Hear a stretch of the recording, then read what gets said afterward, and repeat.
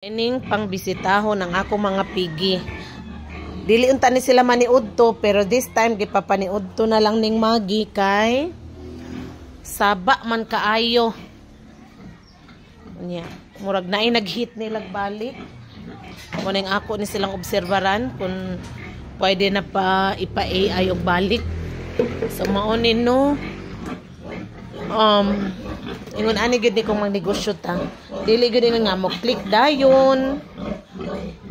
Isama na ako paanay man unta ning ako Ang akong gi-aim is mabuntis na dayon sila.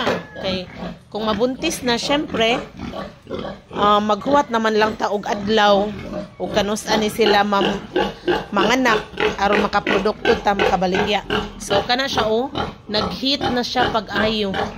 So ako sa din siyang limpyuhan, ako silang liguon. Kay humanilag kaon nang libang na pud. Mauni. So si Magi nga nagpakaon, in taon panguhaa ang mga balde.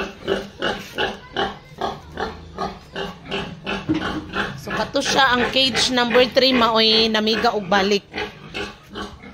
Kini siya, so okay naman. Obserbahan ni nato og kanus abakan. Pagka April 26 siya na AI. 26.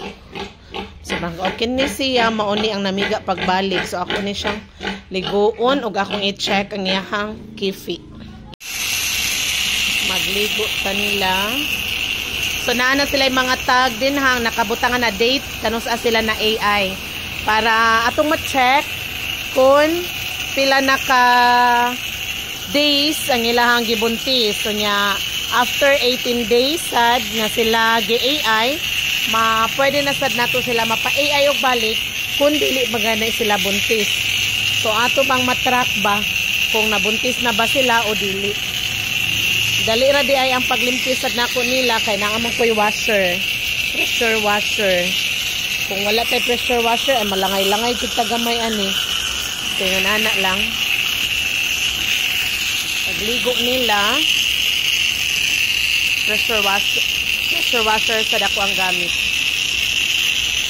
Makalingaw nga trabaho kung nangita dahil mo og mga extra income ang pagbaboyan pwede ra gyud kaayo.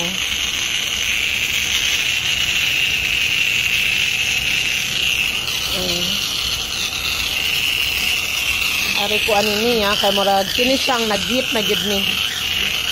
Ay.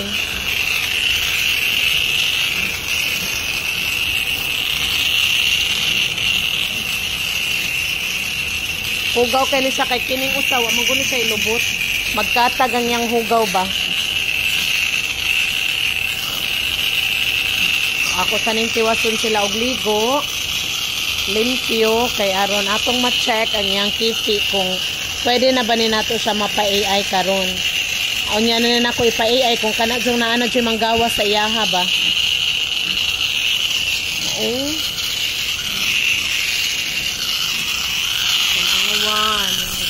Kubag dihang kifi.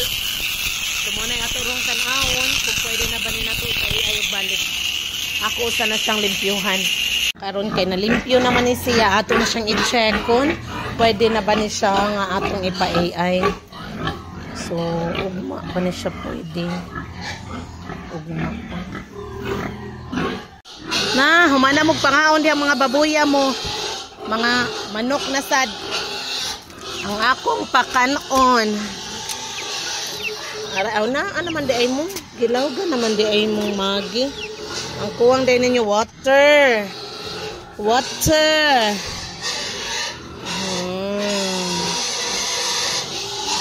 So, alam din sila na ito Ano ang akong mga piso diring dapita. 2, 4, 6, 7 na lang ni 9 unta niya. Nami silingan si Rosel nangayo og bayi. Usa ka bayi og usa ka laki. So ako sa siyang gitaghan para na sa siyang manok. Niya ato sa taspik.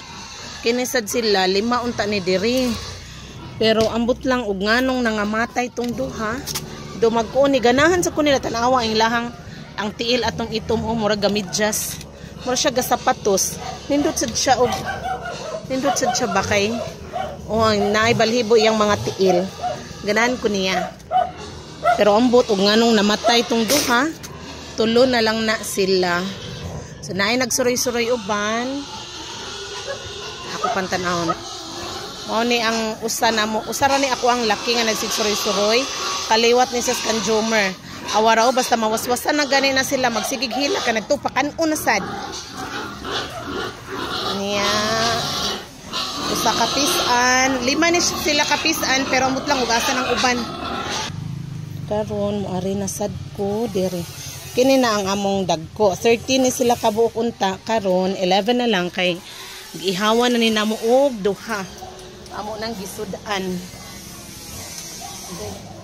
Naraha ako sa bangilan dire.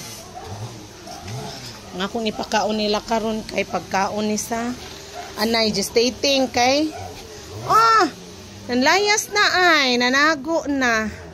Ay, susuman na man din nagpakaon ni Magi bantugra. Sige ugma dilita mo.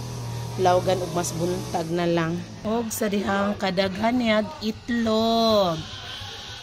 Lain pa na iyang nasa ilawom. Daghan gyud siya itlog pirmi. Unya mao ni daghan siya itlog no. Nya nindot pa gyud siya moda og papiso. Kay mo piso jud tanan walay mabinugok. Nag-date silang duha.